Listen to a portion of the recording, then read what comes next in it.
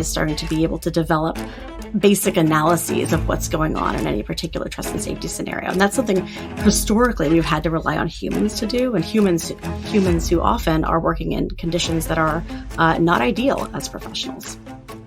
It's the Lawfare podcast. I'm Kevin Frazier, assistant professor at St. Thomas University College of Law and Tarbell Fellow with Lawfare, with Quinta Jurecic, a senior editor at Lawfare, and our guests, Charlotte Willner of the Trust and Safety Professional Association and David Sullivan of the Digital Trust and Safety Partnership. I think we're always talking about either potential for under-enforcement or over-enforcement. And this is not a Goldilocks situation. We're never going to get perfect enforcement because there's always going to be something new. There are always going to be these edge cases. Today, we're talking about content moderation in the age of AI, and in particular, the promises and perils of increased automation in trust and safety work. In late May, a group of Kenyan workers wrote a letter to President Biden describing the poor conditions and low pay involved in annotating data, moderating content, and training AI models on behalf of U.S. labs. This is far from the first time we've heard about the deplorable conditions of workers employed by third parties to perform tasks for big tech in the U.S. Employees at Sama, for example, filed suit against Meta and Sama last year after 200 employees were dismissed for expressing concerns about those deplorable conditions. So, David, let's start with you. Why should folks interested in trust and safety and more generally responsible AI pay attention to this latest example, this latest news of these deplorable conditions? So I think that this latest case, which, as you mentioned, is really a series of reports that have been coming out, particularly of Kenya, but applies more broadly, is really about the very difficult human labor that really goes into the creation of some of the technology products that have captured the imagination and attention of the world. And it is important to understand that there is very hard and difficult work that underlies some of these processes. That said, I think the fundamental challenges that we're looking at here are actually less about AI in particular, or even trust and safety as a discipline, and more really about labor and labor in a globalized world. These are issues that have been coming up for decades and really relate to what is sometimes called the governance gaps that emerge in a global economy when corporations that are located in one country are going out and doing business in other countries, and how the gaps that develop. So whether that is a mining company that is involved in abuses in a host country, but can't be held liable by that host country, but only in its home country.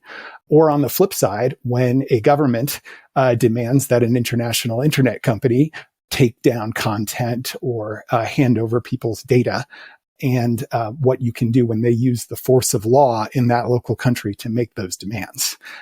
So this is an issue that's been going on for a long time. But I think it's one where actually there is a lot of focus among the companies who are involved in this work and the practitioners doing this work individually to try to improve these conditions. But this is a really persistent challenge that is as much about international labor conditions and globalization as it is about AI per se. And Charlotte, going back to kind of the history of how we got from having single individuals involved in content moderation. For example, at Google, there was someone known as the, quote, decider, whatever that role entails, to having tens of thousands, if not hundreds of thousands, if not millions of people involved in content moderation. What is the story of that evolution, and how do we kind of see that playing out nowadays? Yeah. So I think one thing that is important for folks to understand about the practice of trust and safety is in a lot of ways, it's also been the practice of automating trust and safety. I think there's a lot of interest right now and concern about the use of AI in content moderation and in trust and safety. And the reality is we've been using AI for decades in this field. It hasn't always looked like the AI we have today, but pretty much from the dawn of trust and safety, we've been trying to figure out ways to do this work in a more scaled way. A lot of that has to do with just like supply and demand. There are just like way more people out there using the internet in weird and new ways every day than we are able to keep up with them on a one-to-one basis, right? The decider quickly, has to become billions of deciders all around the world. So even from the earliest times in trust and safety, we've been looking at things like machine learning to help us grapple with that scale. Some of that has been really basic, right? It used to be if you were trying to sign up for I'll use my professional experience working at Facebook in the early days. It used to be if you were trying to sign up for Facebook and your last name was Troll. Well, good luck. You're never going to get to do that, Mr. Troll, if that's who you really are. Now, of course, Troll is actually a real surname in some parts of the world. And so in the old one-to-one days, you'd have to be like, well, you're not allowed to do this. You have to write in. You have to write in maybe with a copy of your government ID. A human has to look at that and say, that's probably not Photoshopped. Okay, Mr. Troll, you can sign up. And that's a terrible user experience. That's also actually not that great a security experience, because what if Mr. Troll did Photoshop his ID and suddenly you've got Troll out there doing his troll thing and you don't have a way of catching it. A lot of the classifiers that we built in the early days were developed to start to solve that problem, where you're not going to have one person looking at something and keeping track of it over time. That's bad for the user. It's bad for the worker.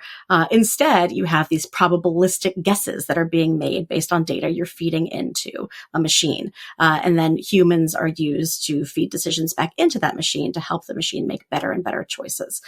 Most systems that people have interacted with in a trust and safety capacity are powered by that type of AI. What's different about where we are today is that AI has begun to do something that looks like reading, right? AI is starting to be able to develop basic analyses of what's going on in any particular trust and safety scenario. And that's something historically we've had to rely on humans to do. And humans, as David mentioned earlier, humans who often are working in conditions that are not ideal as professionals.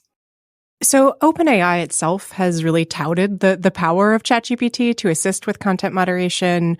Their head of safety systems, Lin Wang, said that platforms would, no longer need to hire tens of thousands of moderators, but could sort of hire, advisors to make sure that a system based on generative AI is working properly and to adjudicate borderline cases. And we've seen other companies that have also, touted sort of the value of automated systems. So, keeping in mind, as you say, that the idea of AI and content moderation is very much not new. How do you think that, ChatGPT, advances in generative AI have changed the landscape of what AI can look like in content moderation? I think we're in a real transition period here where most of the gains we are going to see through use of generative AI are prospective. We are not fully realizing those, but we can see on the horizon how this is going to come together. Very poignantly, I think a lot of the work that's being done by, for example, folks who signed this letter in Kenya is work that perhaps gets the whole field closer to that horizon, where actually that's going to be better for every trust and safety professional engaged in this work. As an example, we know as professionals that one of the non-negotiables for our work is psychological safeguarding. It is a very bad idea to just wade into the sewers of the internet with no protection. And over time, we've had to develop practices around that safeguarding. What does it look like to be exposed to this content in a way that allows you to emerge from the work unscathed, or as close to unscathed as you're going to be in this work? Something that we are optimistic generative AI is going to be able to help us with is to give us, at minimum, a heads up on what you're going to see. There was a recent interview in Tech Policy Press with someone named Jatani Hussein, he's a refugee from Ethiopia and he's working in Kenya. And he was writing about his experience as a content moderator and tells this story about the work he was being asked to do.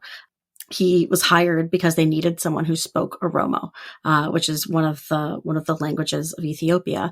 And so he sat down, first day on the job, and he says, I came face to face with the violence my family had fled. On several occasions, I watched as people in my hometown begged for mercy in Oromo as others speaking Amharic slaughtered them. Similar scenes played across my screen from all over Ethiopia, video after video after video. And that is such a clear example of the type of work that trust and safety professionals are being called to do every day. And it is important work. It's work that has to be done, right? I don't think anyone's out there saying, well, we just shouldn't hire people who speak Oromo to do content moderate. Like, that's not the answer.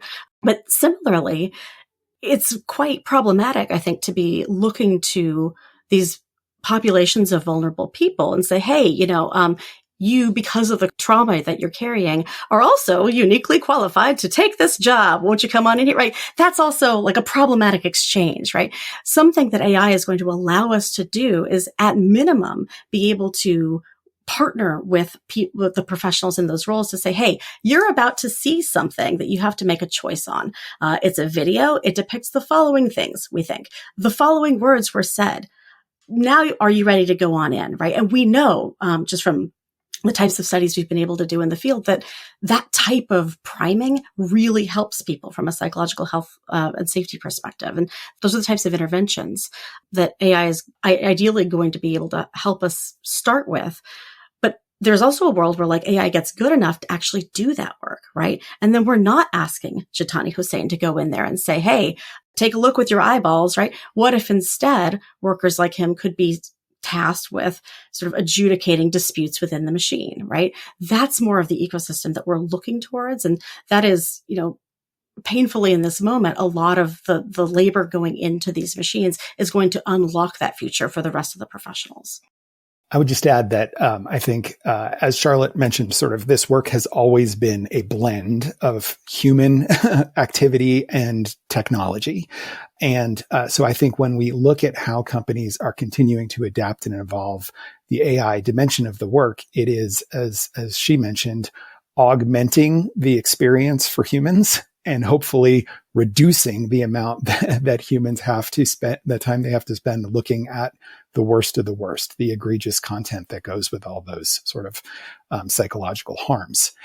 So I think it's perhaps not surprising that the companies who are really developing the foundation models are perhaps the most forward-leaning in thinking about how generative AI in particular may provide a role in sort of augmenting their detection capabilities, their enforcement capabilities, at looking when that could be done in a fully automated way, as opposed to just teeing things up for humans. And that other companies within the sort of digital sector might be taking a little bit more of a wait and see approach. And I think it's also worth noting that, content moderation as a service is a commercial application that some of the developers of these models who are looking for commercial applications may find compelling. So I think those are other dynamics that are at play when we talk about sort of the use of generative AI in particular. At the Digital Trust and Safety Partnership, we've formed a working group of our members and are working on a report on the use of AI and automation to counter abuse that's going to be coming out later this summer. And I think we're sort of looking at a whole range of different use cases, both of like where AI has been and continues to be an important element of trust and safety best practices, and where there may be these opportunities, but where there's also these limitations and trade-offs that we have to address. So I think we've established that there's a heck of a lot of room for improvement over the status quo. Generative AI might offer quite a bit of improvement over the status quo.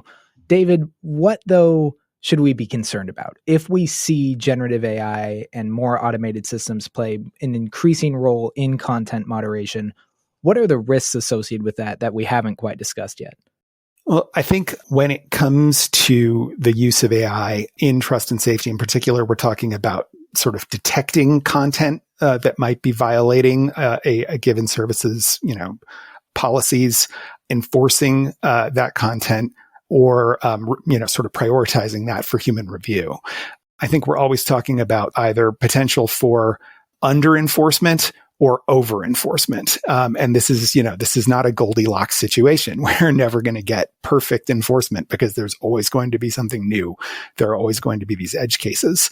And I think generally speaking, companies think about, we should prioritize over enforcement when content is so grave that we want to make sure that even if other content gets removed, we keep that content out of people's feeds.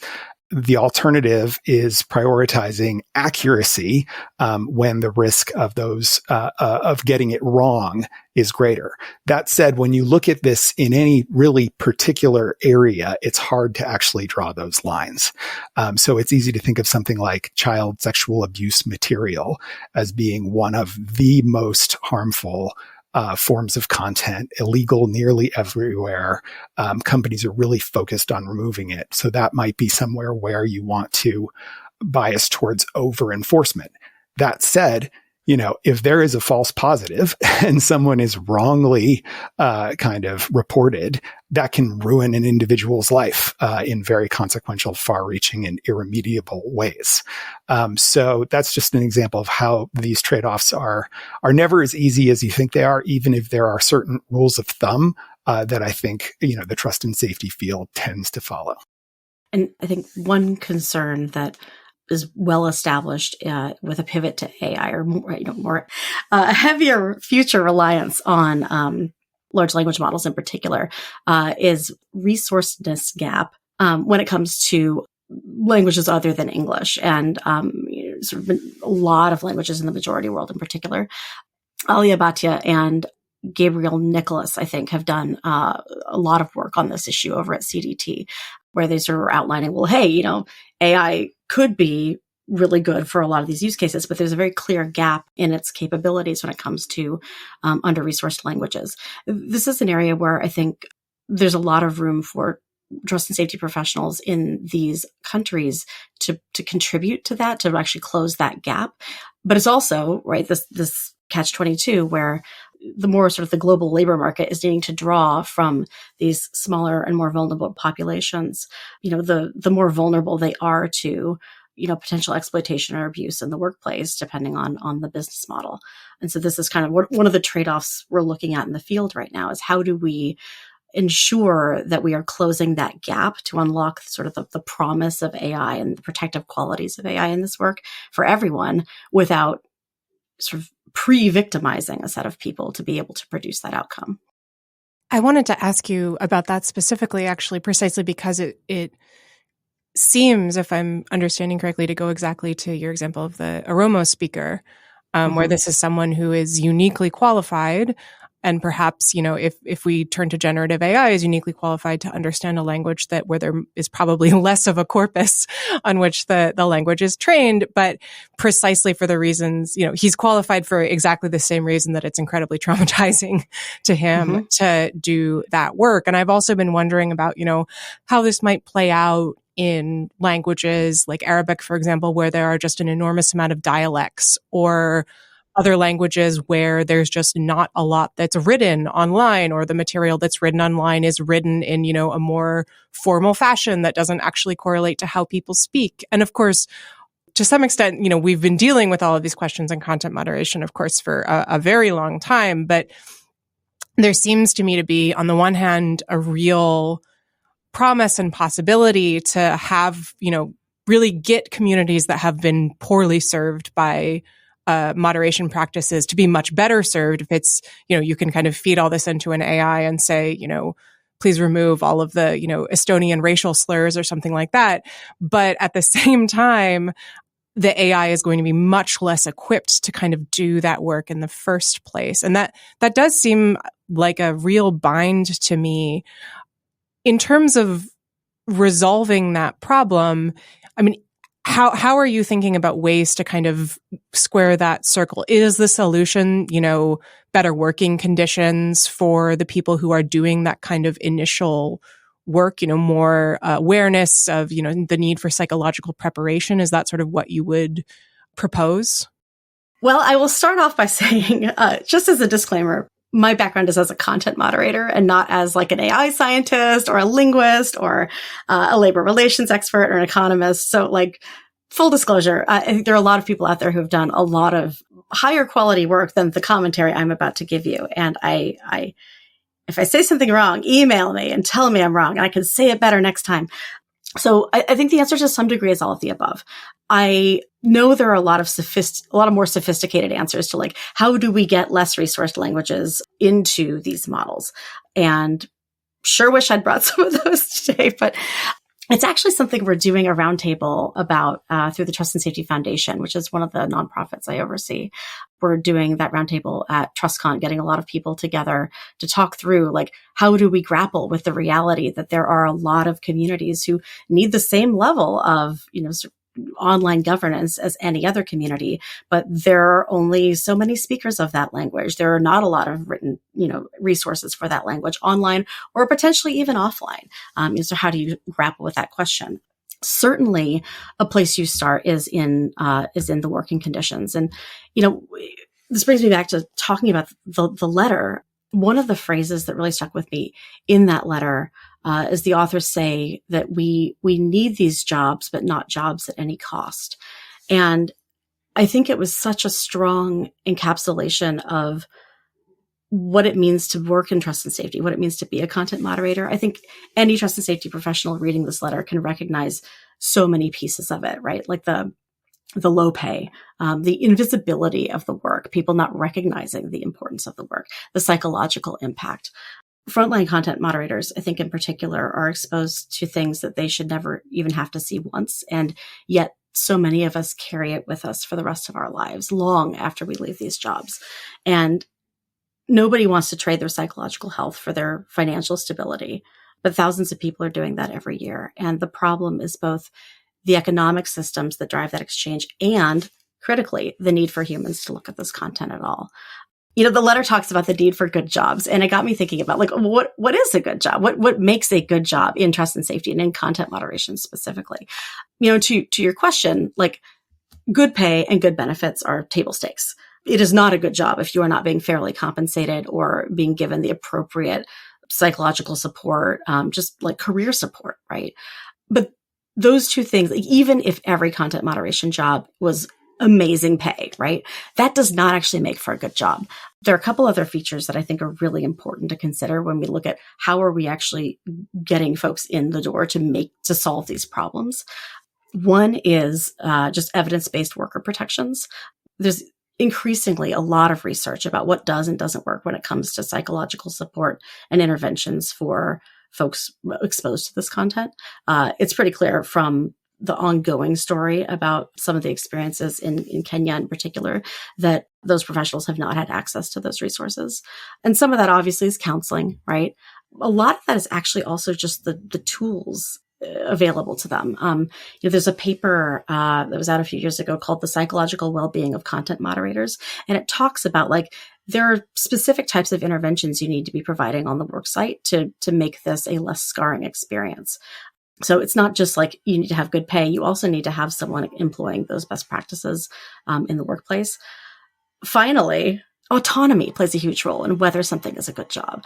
And one of the challenges that almost every content moderation job has is that is, like, it's an industrial process at this point, right? Like, there is not a lot of room for autonomy. And in fact, autonomy is discouraged in a lot of these jobs because consistency is the thing that you're aiming for.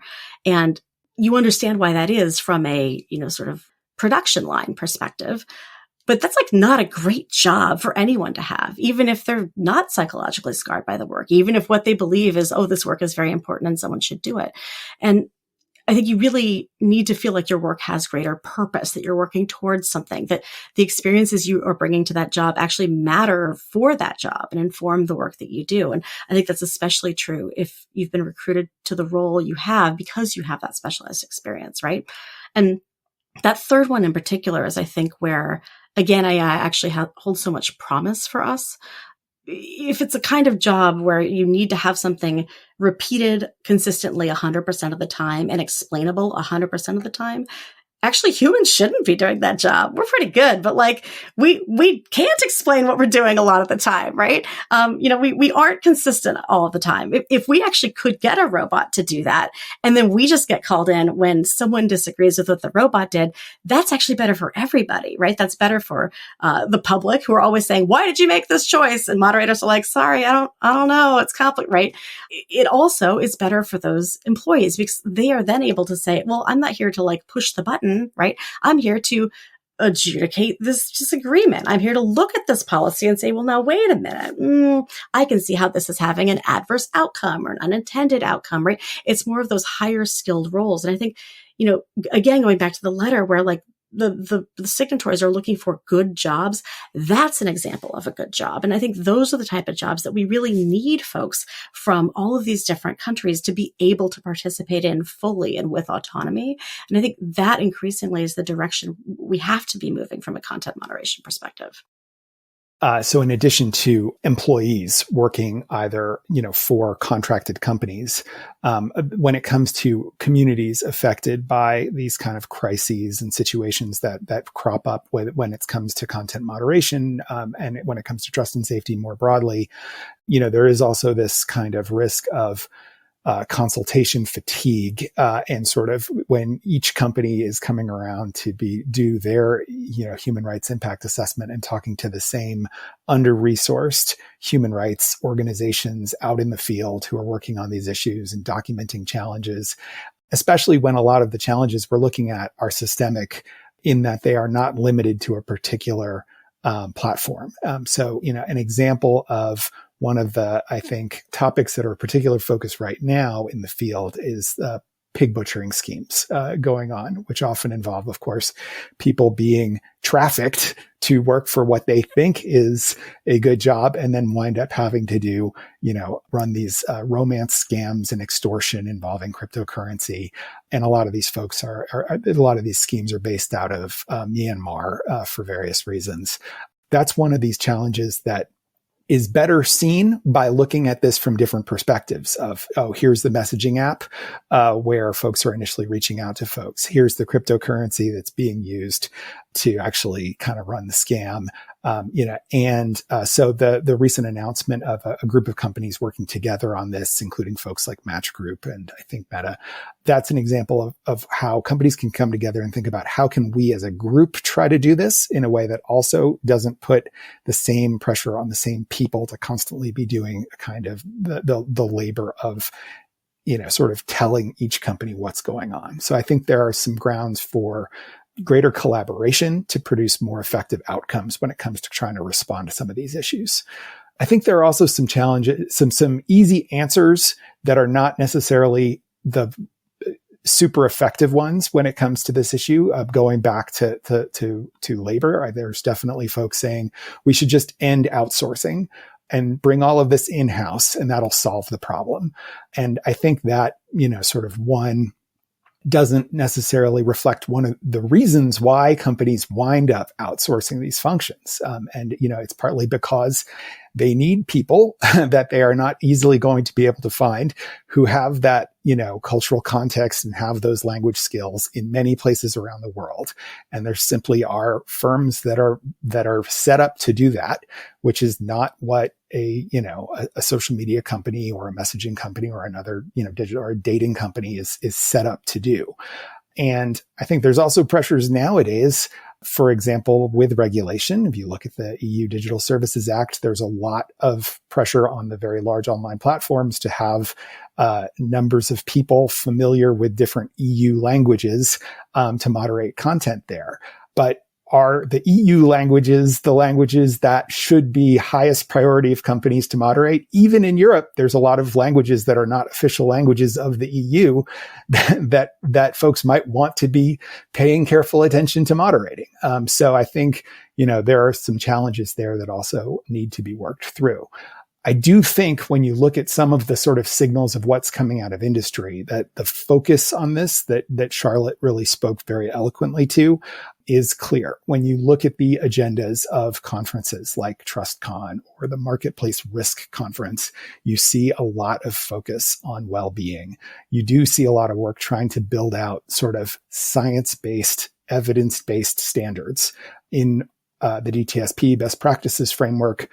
Our best practice around this is just a bullet point. It says invest in wellness and resilience of teams dealing with sensitive materials, such as tools and processes to reduce exposure, employee training, rotations, on or off content review, and benefits like counseling.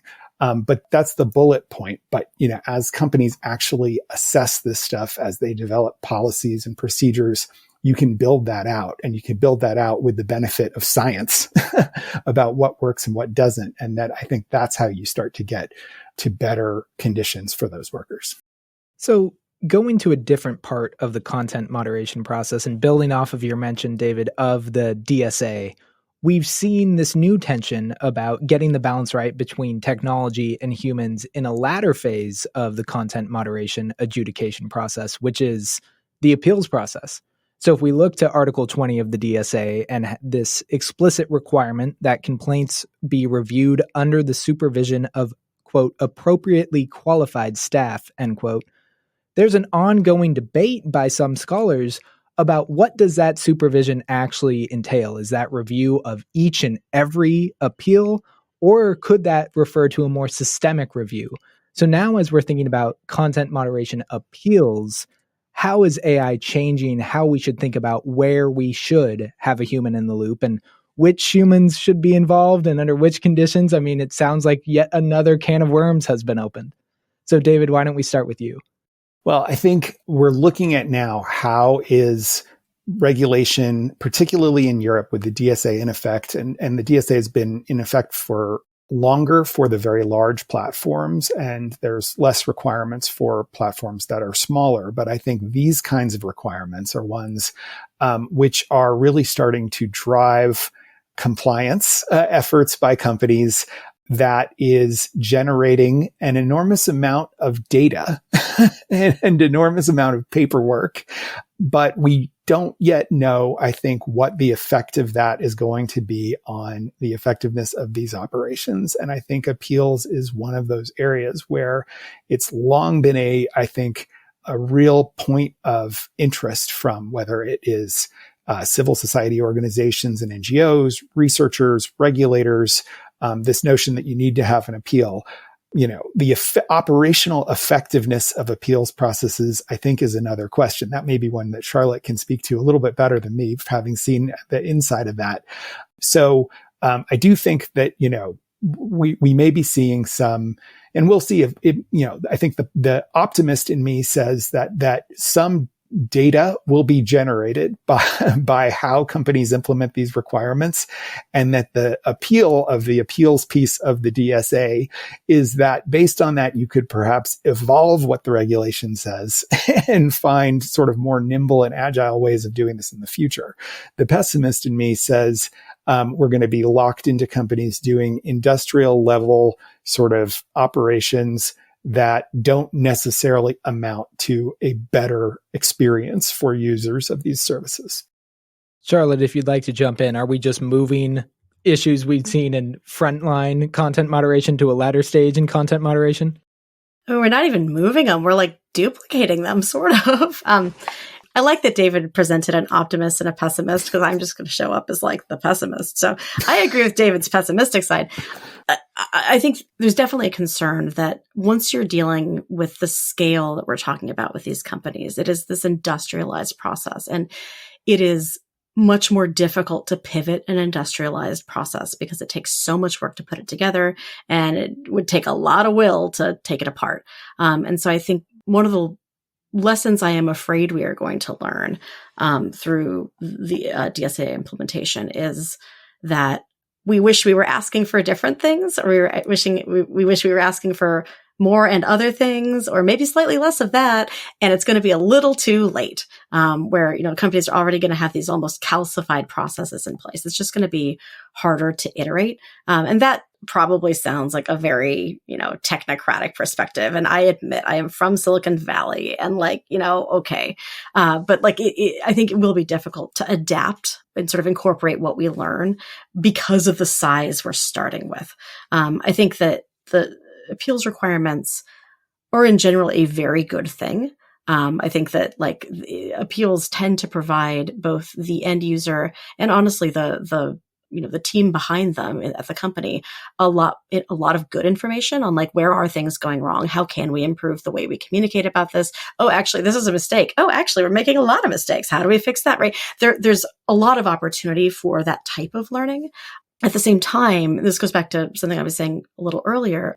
What we know is that especially when you get into these large systems, there are some inconsistencies that are actually just very difficult to explain because of how complex the systems are. And I don't know that the process as it's written out today necessarily helps us drive to the center of those inconsistencies or even incentivizes resolution of those inconsistencies. I think to me, it incentivizes reports, which is like writing and publishing reports, not user reports, though maybe it incentivizes those too. And I welcome them. So to look back across the pond at our own domain, I mean, are there any efforts to create something similar in the US, either on the state level or in Congress, or are we doomed to forever just be sort of in the wake of whatever's happening in Brussels? Can I maybe just, I want to flag one other thing that's happening in Brussels, which is relevant to the topic of this podcast, but that may not be fully appreciated or on the radar screen of folks who are thinking about tech policy.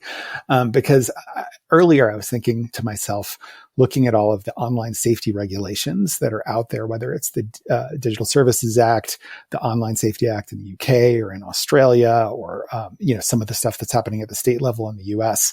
And I was thinking, none of these things really address the issue of what is the sort of conditions and well-being of content reviewers, even if many of these things are calling for lots more content review of different kinds. But then I realized that there is actually legislation and regulation in Europe that will directly affect that issue, but which is not tech focused at all. It's the European, let me see if I can get the acronym right, Corporate Sustainability Due Diligence Directive, CSDDD. That's a horizontal requirement for companies to do due diligence on their value chain. And so it's going to only apply to big companies, and it will flow to smaller companies by being, suppliers and in the supply chain of bigger companies. But that will actually really require companies to do things like human rights due diligence on sort of labor rights of people who are working for contractors working for them, including content reviewers or, AI labelers and sort of data enhancement workers. So there is something that may come out of regulation in Europe that may be helpful. But I think it's not something that folks following tech policy regulation have followed at all. In the United States, when it comes to tech policy, I think a lot of these issues have really, one, there's the sort of constant tension between kind of moderate less and moderate more. And oftentimes process-based proposals for legislation that say, you have to enforce your terms of service. You have to be more transparent about your terms of service and your community standards, or you have to be restricted in how often you update those, are things that will get in the way of the agility that I think Charlotte was speaking to the importance of. But in what I've observed, I think that there's such more a focus on some of the vertical kind of child protection types of laws as opposed to some of these processy laws, because that's where the political sort of heat is. And that's where folks, I think they can find bipartisan ground, even if they actually profoundly disagree with each other about what they want to see done. Charlotte, anything to build on there? Any source of optimism we're missing out on, or great source of pessimism that we unfortunately have to address? Maybe it's a mix of both. I think that any laws are better than no laws, right? As hopefully not a surprise, as a trust and safety professional, I believe in having rules. I think we have to just be really tempered with our optimism on what laws can do. Thinking again back to sort of the original, the reason we're all here together today, discussing this letter. I feel like there's so many examples in every industry of, hey, we have this regulation. You're supposed to treat people in a particular way. You're going to be in trouble if you don't. And I feel like there, of course, the trust and safety industry, we can learn so much from the garment industry, the ethical mica trade, the shrimp industry. I listened to a podcast recently about how sordid the shrimp situation is in the United States. And I guess that's actually my point, is all of these industries are much older and have had so much work put into like making their supply chains ethical. And yet, right, there's still all of these stories about how, oh, well, all you do is you like take the inspector to the other site and then everything's fine, right? Like, I guess I am pessimistic on like external pressures actually being able to change the system. I think as professionals, what we are really hoping for is more of an internal change where like the nature of the work and what actually has to be done is going to change such that you are automatically in a less precarious position. Now that may be the true optimism, right? But I think actually we're not far off from that in a number of key ways, with AI in particular. If we're talking about the United States, I'd love to put a content moderator's plug-in for what's going on in the United States. Here's a great example of a trade-off when it comes to our laws. I think everybody agrees that we do not want to be psychologically traumatizing human moderators, right? I think there are very few people out there who are like, you know what we should do? Ruin people for life, right? Great. However, in the United States, we have this thing called the Fourth Amendment, which is about search and seizure. And as the law stands today, if you are reporting child exploitation material to the National Center for Missing and Exploited Children, as you are required to do by law, in order for that material to be investigated without the police having to produce a warrant individually on each piece of content, which I will remind you is in the millions every year.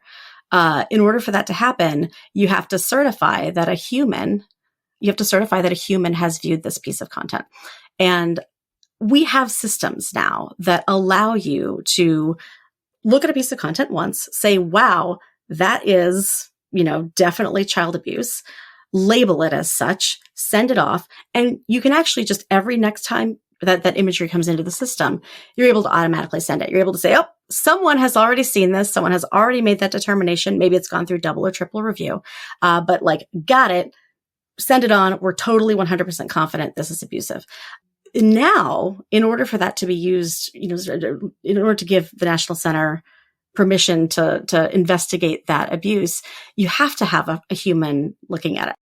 The law in the United States requires that companies report that an individual human has looked at each piece of CSAM for law enforcement agencies to be able to investigate that without getting an individual warrant. Right. Yeah. And that is just subjecting a lot of people to a lot more viewing of child abuse material than anyone should have to do, especially given the amount of this that is known. 100% known. That's exactly right. And I think this is like the reason I don't love to tell this story, but the reason I think this is an important piece of context, especially for the US system, is like we are actually asking for a very specific trade-off, right? Like when we have that set of requirements, what we're saying is like, okay, yes, we do care about the investigation of child abuse material, but we still require some person, some human to look at it, examine it, certify, yes, even though we already know this is child abuse material. And like, who are we asking to do that, right? Who are the types of people? Like, there's not some theoretical person having to do that, right? That's hundreds of people doing that job every day. And that's sort of the price we pay for the laws that we have. Now, none of us wrote the Fourth Amendment, right? So, okay. But every time we as humans pass a law, we have to be really, really thoughtful about what we're actually asking of all the different actors within that sort of that ecosystem of the law. And often in, internet regulation, it's trust and safety professionals, it's content moderators. They're not theoretical. They're there. And there's a real impact on them, not just as people engaged in the work that they are, but as humans who then have to go home at the end of the day. With that, I think we'll end it right there. Thank you to you both for coming on the podcast. Thank you. Thanks for having us. The Lawfare podcast is produced in cooperation with the Brookings Institution. You can get ad-free versions of this and other Lawfare podcasts by becoming a Lawfare material supporter through our website, lawfaremedia.org/support. You'll also get access to special events and other content available only to our supporters. Please rate and review us wherever you get your podcasts. Look out for our other podcasts, including Rational Security, Chatter, Allies, and The Aftermath, our latest Lawfare Presents podcast series on the government's response to January 6th. Check out our written work at lawfaremedia.org. The podcast is edited by Jen Pacha, and your audio engineer this episode was Noam Osband of Goat Rodeo. Our theme song is from Alibi Music. As always, thank you for listening.